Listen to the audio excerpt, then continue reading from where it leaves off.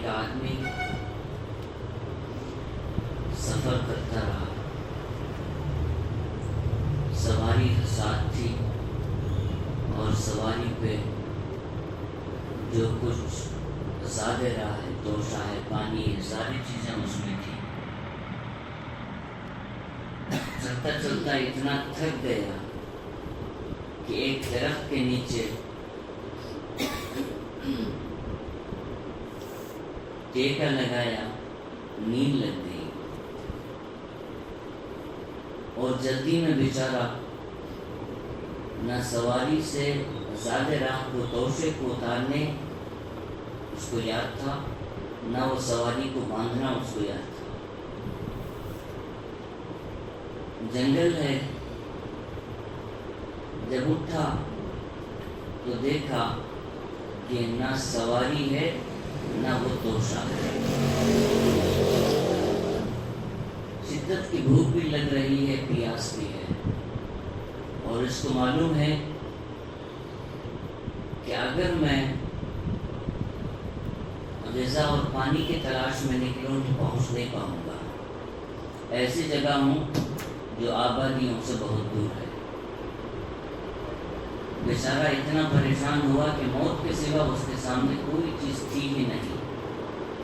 فیصلہ کر لیا کہ مرنا ہی ہے تو یہی مر جائیں گے۔ اس نا امیدی کی حالت میں آخری سانسیں گن رہا تھا، اچانک سے دیکھا کہ وہ جانور جو سواری اس کی ہے وہ واپس آ رہا ہے، اور اس پہ جو توشہ رکھا ہوا تھا وہ توشہ بھی واپس آ رہا ہے۔ تو اس کی خوشی کی کوئی انتہا نہیں تھی، اور اس خوشی میں اس کے زبان سے کیا نکل رہا ہے اس کو پتہ نہیں تھا، کیونکہ جو مایوس ہو چکا تھا اچانک سے ساری چیزیں میسر ہوئی تو خوشی میں اس نے کہا کہ اللہ میں مان لیا، تو ہی میرا بندہ ہے، میں ہی تیرا خدا ہوں۔ خوشی میں کیا کہہ رہا ہے پتہ نہیں تھا، الٹا بولا کہ یا اللہ تو ہی میرا بندہ ہے، میں ہی تیرا خدا ہوں۔ اس مثال کو بیان کرنے کے بعد ہمیں یہ بات سمجھائی گئی کہ کوئی اللہ سے دور بندہ، اللہ سے غافل بندہ جب اللہ کی طرف آتا ہے تو جتنی خوشی اسے ہوئی تھی اس سے کہیں زیادہ اللہ کو ہوتی ہے۔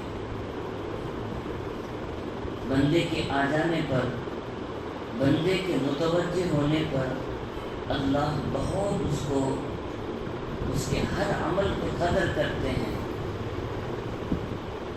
اس کی ہر ادا کی تعریف کرتے ہیں۔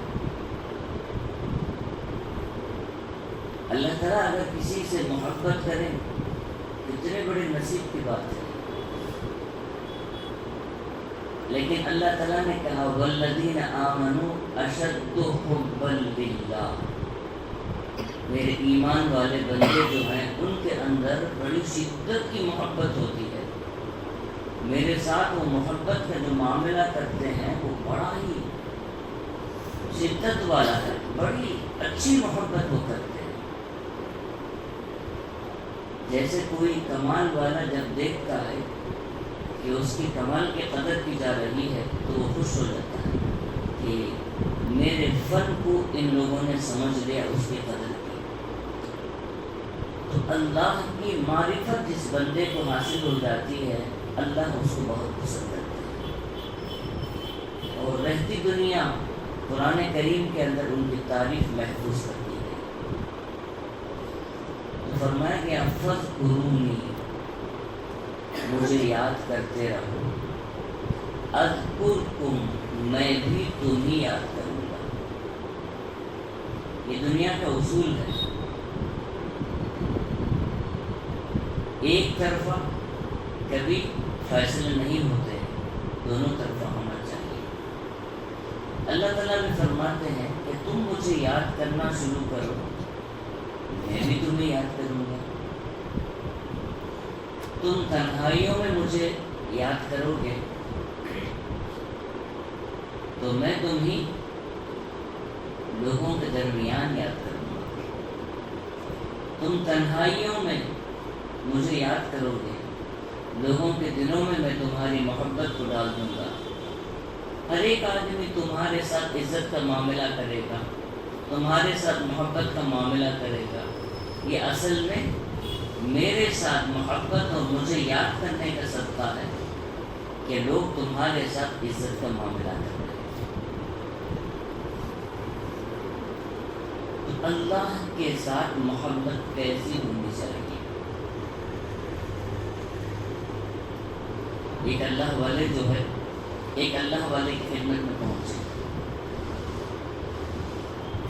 اب انہوں نے پوچھا کہ کیسے آئے، تو انہوں نے آنے کی وجہ کیا بتائی؟ فرمانے لگے کہ میں آیا ہوں بس اس لیے کہ اللہ والوں کی نماز کیسی ہوتی ہے، ایک وقت نماز پڑھ کے مجھے دکھا دیجئے، میں بغور وہ دیکھوں گا، وہ سیکھ کے چلے جاؤں گا۔ ایک لمبا سفر طے کرنے کے بعد ان کا مقصد کیا تھا؟ اللہ والوں کی نماز کیسی ہوتی ہے، جس نماز کے ساتھ اللہ کی محبت انہیں حاصل ہوتی ہے۔ وہ نماز سیکھنے کے لیے ایک لمبا سفر طے کیا اور نماز سیکھ کر واپس آ گئے۔ حالانکہ نماز ان کو بھی تو پڑھنی آتی تھی، لیکن تمنا یہ تھی کہ اللہ والوں کی نماز کیسی ہوتی ہے۔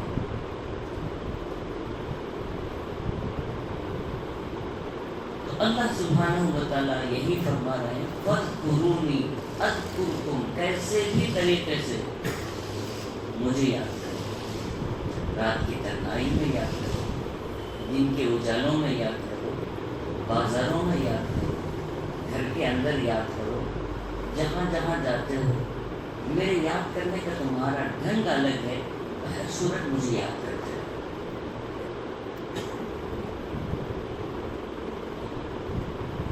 شاہ ابو الحسن فرقانی رحمۃ اللہ علیہ بہت بڑے ولی گزرے۔ ایک مرتبہ ابو علی سینا شاہ ابو الحسن فرقانی کے مجلس میں پہنچے۔ یہ مانے ہوئے بہت بڑے حکیم ہیں ہماری امت محمدیہ۔ تو شاہ ابو الحسن فرقانی رحمۃ اللہ علیہ جو ہے، بندہ جب ذکر کرتا ہے تو ذکر سے کیا کیا فائدے حاصل ہوتے ہیں وہ بیان فرما رہے تھے کہ بھائی استغفار کرو، بھائی ذکر کرو گے اللہ کا قرب تمہیں حاصل ہو جائے گا، ذکر کرو گے تمہارے مالوں میں برکت آ جائے گی، ذکر کرتے رہو تمہارے دلوں سے نفرت دور ہو جائے گی، محبتیں پیدا ہو جائیں گی، ذکر کرو یہ کام ہوگا وہ کام ہوگا۔ بس ایک ذکر اس کے دسیوں فائدہ بیان کر رہے تھے۔ وہ علی سینا میں تو مانا ہوا بہت بڑا باکمال آدمی تھا۔ یہ غریب پہنچا اور وہ سوال کرنے لگا، حضرت کیا صرف ذکر کرنے سے اتنے فائدے ہو جاتے ہیں؟ کیا ذکر کرنے سے اتنے فائدے ہو جاتے ہیں؟ وہ حالانکہ سوال کر رہا تھا۔ اب ایک بہت بڑے حکیم کو جو جواب دینا ہے وہ صرف ہاں سے نہیں، سمجھانا بھی ہے۔ حضرت جو ہے جواب میں فرمایا، اے خر تجھے دانی ذکر کا، اے گدھے تجھے ذکر کے متعلق کیا پتا ہے؟ بھری مجلس ہے اور بیچارے کو عزت سے نوازنا چاہیے، لیکن حضرت نے فرمایا، اے خر تجھے دانی ذکر کا، تو ذکر کو کیا جانتا ہے، اس کے بارے میں پوچھتا ہے۔ تو بھری مجلس میں جب اس کی فضیحت ہوئی، رسوائی ہوئی، تو بیچارہ پسینہ پسینہ ہو گیا اور جھک کے بیٹھ گیا۔ تو حضرت نے فرمایا، کیوں پسینے میں اتنے شرابور ہو گئے ہیں؟ میں نے کیا کہہ دیا تم کو؟ تو ابو علی سینا نے کہا، حضرت میں ایک معمولی سے سوال کیا تھا آپ سے، آپ اتنا سخت میرے ساتھ رویہ کریں گے پتہ نہیں تھا۔ تو حضرت نے فرمایا، تجھے اے خر کہا، لیکن صرف ایک لفظ کی وجہ سے تیرے آنکھیں لال ہو گئی، تیرے بدن سے پسینہ چھوٹ گیا، تیرا دل پھیکا پڑ گیا، تیرے سارے اعضاء و جوارح جواب دے گئے، بیٹھنا تجھے مشکل ہو گیا۔ تو خود ہی بتا، جب ایک لفظ خر سے تیرے اندر اتنی کیفیت بدلی ہے تو اللہ بولنے سے کیا سارا ماحول اچھا نہیں ہوگا؟ ایک لفظ بولنے سے جب تیرے اندر اتنی تبدیلی آ گئی تو لفظ اللہ بولنے سے خود تو سوال کر رہا ہے کہ ایک لفظ اللہ سے اتنے فائدے ہوں گے، جب تیرے وجود میں اتنا اثر ہوا ہے تو لفظ اللہ میں کیا اثر رہے گا؟ تو اللہ ہمیں چاہتے ہیں، لیکن جیسے اللہ کی محبت ہمیں ہونا چاہیے وہ محبت نہیں ہے۔ رسول اکرم صلی اللہ علیہ وسلم نے اللہ سبحانہ و تعالیٰ نے رسول اکرم صلی اللہ علیہ وسلم کو خطاب فرمایا وَمِنَ اللَّيْلِ فَتَهَجَّدْ بِهِ نَافِلَةً لَكَ، اے نبی مکرم رات کے حصے میں اٹھیے اور کچھ دو گانے اللہ کے حضور پیش کیجیے، یعنی تہجد کی نماز پڑھی ہے۔ نبی کے لیے تہجد فرض کا درجہ ہے، امت کے لیے تہجد سنت ہے۔ تو اس کے متعلق ایک حدیث میں ہے کہ جب وہ تہجد کا وقت آتا ہے، اس کے متعلق قرآن کریم میں کہا گیا وَبِالْأَسْحَارِ هُمْ يَسْتَغْفِرُونَ، کچھ میرے خاص بندے ہیں جو صبح کے وقت اٹھ کے اللہ کے دربار توبہ استغفار کرتے ہیں۔ تو وہ فرمائے وَبِالْأَسْحَارِ هُمْ يَسْتَغْفِرُونَ۔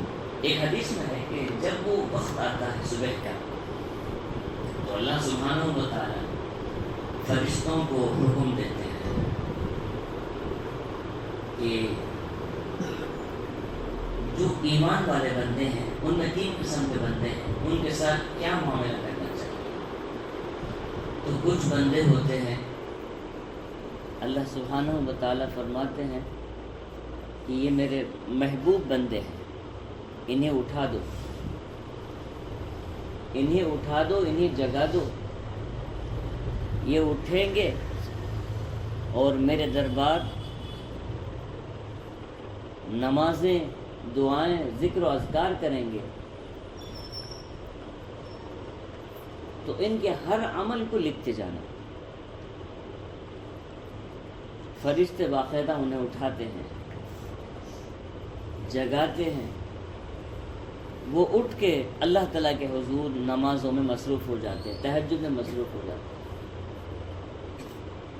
پھر ایک وہ جماعت ہوتی ہے، اللہ سبحانہ و تعالیٰ فرماتے ہیں کہ ان بندوں کو اٹھنے نہ دینا، انہیں سلا دینا تھپکی دے کے، انہوں نے میرے رضا والا کوئی عمل کیا نہیں ہے، لہٰذا اس مبارک وقت میں انہیں توفیق نہ دینا۔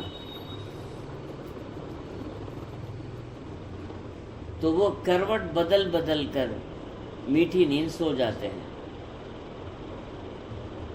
تیسری جماعت وہ ہوتی ہے، اللہ سبحانہ و تعالیٰ فرماتے ہیں ان کی عمریں میری یادوں میں گزری ہیں، لیکن اب ان کے بڑھاپے نے انہیں مجبور کر دیا، ان کی بیماریوں نے انہیں ضعیف کر دیا، انہیں جانا، ان کے کروٹوں کو بدل دینا۔ اگر یہ اٹھے تو عبادت ان کی ہوگی، نہ بھی اٹھیں تو ان کے نام اعمال میں ثواب لکھ دینا۔ تو اب ہماری زندگی کا ہم مراقبہ کر لیں کہ ہم تہجد پڑھنے کے خواہش مند ہیں، تہجد کی توفیق نہیں ہو رہی ہے، تو اس کا مطلب یہ ہے کہ ہمارے اندر خواہش تو ہے، لیکن اللہ سبحانہ و تعالی ہمیں پسند نہیں کر رہے ہیں، لہذا فرشتے ہمیں تھپکی دے کے سلا دیتے ہیں کہ دن تمہارا کون سا اچھا گزر رہا ہے کہ تمہیں صبح میں اٹھاؤں۔ اگر تہجد کی توفیق ہو جائے تو خود ہی فیصلہ کر سکتے ہیں کہ ہم اللہ کے محبوب بندے ہو گئے ہیں، لہذا فرشتوں نے ہمیں جگا دیا۔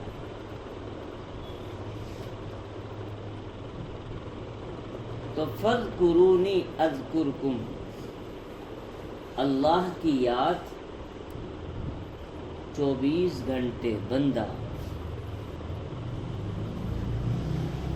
اپنی جیسی بھی زندگی ہے یاد کرتے رہتا ہے، کبھی گناہ چھوڑ کر اللہ کو یاد کر رہا ہے، کبھی عبادت کرتے ہوئے اللہ کو یاد کر رہا ہے، کبھی واعظ و نصیحت کرتے ہوئے یا سنتے ہوئے اللہ کو یاد کر رہا ہے، کبھی کسی جگہ گناہ ہو رہا ہے وہاں جا کے نصیحت کر رہا ہے کہ بھائی یہ چیز آپ جو کر رہے ہیں یہ غلط ہے، یا کہیں محفل سجی ہوئی ہے جو محفل غلط چیزوں کی طرف ہے تو وہاں خاموشی اختیار کر کے دوسرے لوگوں کو بھی ظاہر کر رہا ہے کہ میں تمہاری باتوں سے خوش نہیں ہوں، تو یہ بھی اللہ کا ذکر ہے۔ تو فاذکرونی اذکرکم، اللہ تعالیٰ فرماتے ہیں جیسے تم سے ہو سکے ویسے تم مجھے یاد کرو، میں تمہیں یاد کرتا رہوں گا۔ لہٰذا صباحی مسائی ذکر و اذکار کا ہمیشہ معمول بھی ہونا چاہیے، اور ہمارا گناہ چھوڑنا بھی ذکر ہے، عبادت کرنا بھی ذکر ہے۔ اللہ تعالیٰ نیک توفیق عطا فرمائے۔